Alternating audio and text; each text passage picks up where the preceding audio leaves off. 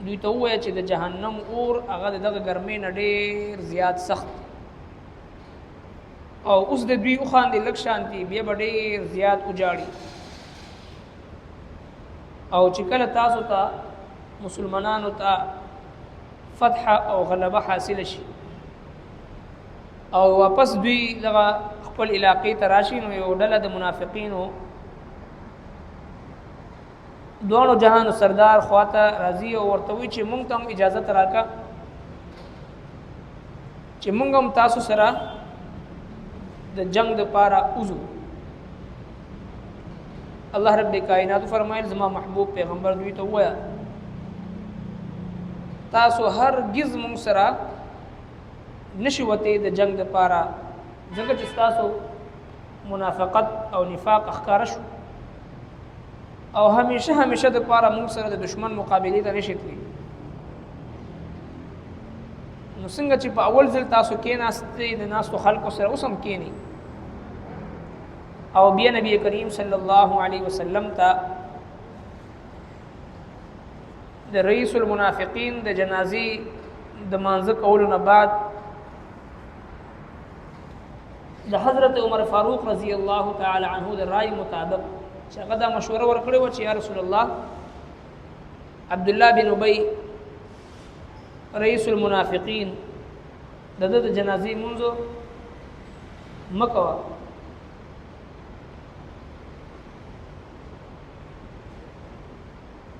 پیغمبر علیہ الصلوۃ والسلام فرمایل چې لا ممانعت نه دراغلي د حکمت په تور باندې د مصلحت په تور باندې د جنازې منځ کوم الله رب کائنات فرمایل چې همیشه د پاره چری هم چې کله داسې منافق مرشي داغه جنازه بم نه کوي او داغه د قبر په خوا کې بم نودري نو بیا مدینه منوره کې دغه منافقین چونکه غټ غټ تاجرانو او غټ غټ سرمایه‌دارو او مالی لحاظ سره مستحکم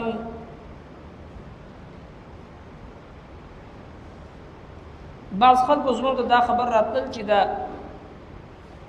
دا الله دشمن هم دی منافق هم دی او دا الله دشمنان دی منافقین دی سره دا غینا دا دون مال حال او اسود حالی او خوشحالی د دې وجه سکی دي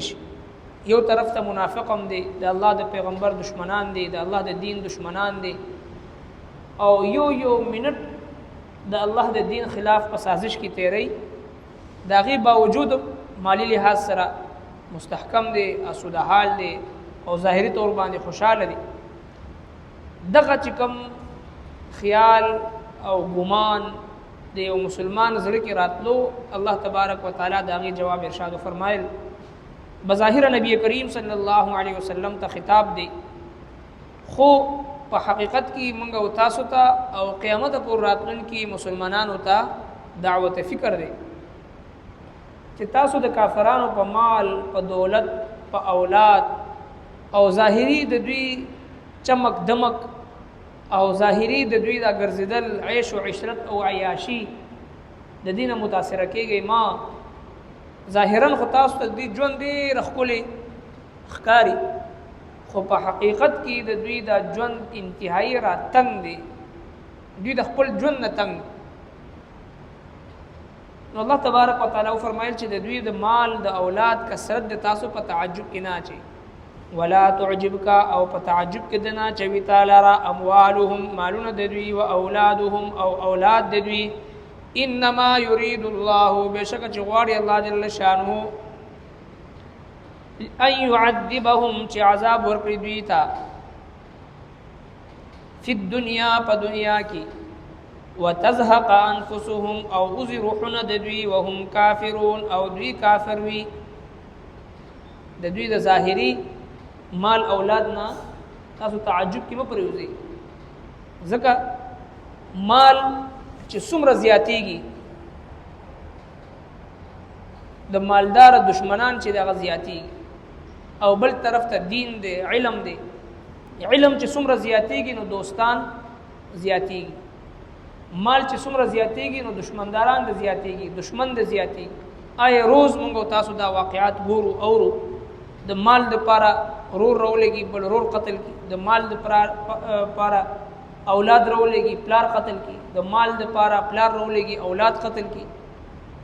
د مال د پاره چې خپل قریبي عزیز او قارب د یو بل د ویني تګي وي دشمنان وي یو بل سره حسد کوي د مال د پاره ځکه چې مال څومره زیاتېږي هغه عمره دشمنان د زیاتي او علم چې څومره زیاتېږي دوستان د زیاتېږي چې کله ته علم خورې دوستان د زیاتی او مال د مال چوکیداری به ته کوي د مال حفاظت به ته کوي او علم ستا حفاظت کوي او دغه شانتي مال چې څونه خرج کې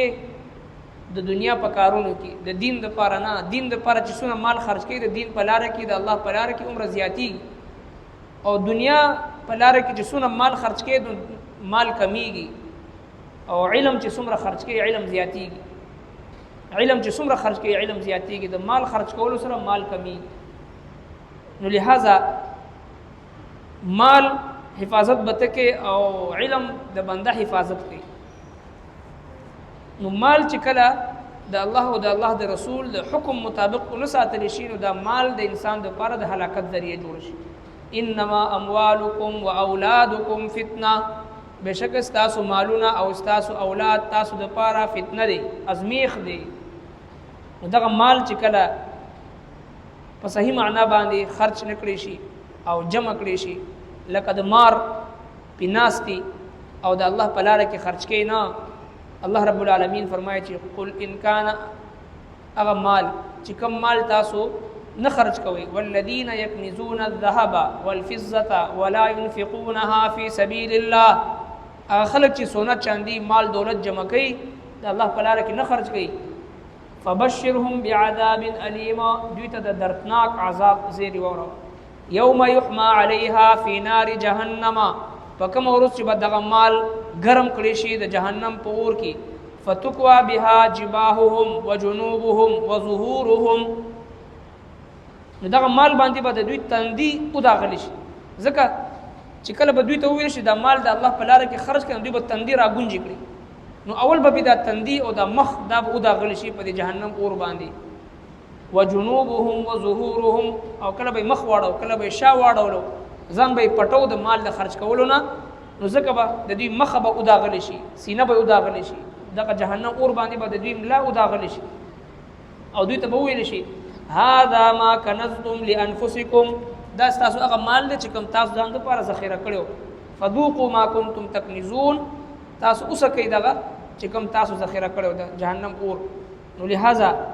الله تبارک وتعالى فرمایل د کافرانو مال دولت اولاد نه متاثر کیږي ما دا استدراج دی یو کافر تا یو فاسق فاجر تا یو الله دشمن تا یو نافرمان انسان تا چې څومره مال دولت اولاد کثرت سره ملاویږي دا استدراج دی استدراج الله تبارک وتعالى ته ډیل ورکوي تر دې پورې چې هغه په یو ځای باندې رونی سي او سرنګ چې په پنجره کې د مګي دراګرولو د پاره بل موزي زناور چې هغه نقصان ورکوي دغه د هلاکت د پاره خلک وته خوراک دي غوخه دي میوه دي چې دی په دې کې راګیر شي او هلاک شي تب شانتي الله رب العالمین د خپل دشمنانو ته کافرانو ته منافقینو ته فاسق او فاجر نافرمانو خلقو ته په دنیا کې مال دولت خډیر ورکي چې دی په خپل په دې کفر کې نور مخکلار شي ورډوب شي تر دې پورې چې ناګهانه د الله په عذاب کې راګیر شي او داسې راګیر شي چې د دنیا نه د ایمان د دولت نه بغیر هغه چې دی لاړ شي وتزهق انفسهم وهم کافرون او زی روحونه د دوی په داسې حال کې چې دوی کافران وي نو یو سړی د الله دشمن وي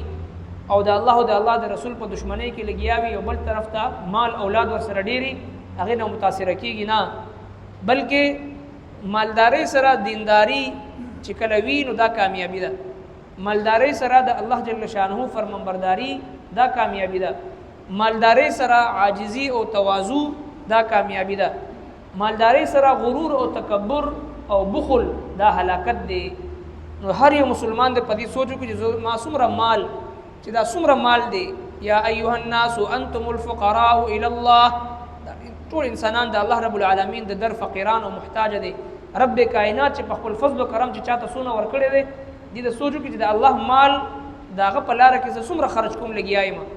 آیا چې کله د انفاق فی سبیل الله د لپاره طویل شي نو زما تندې ګونجي کیږي خو نه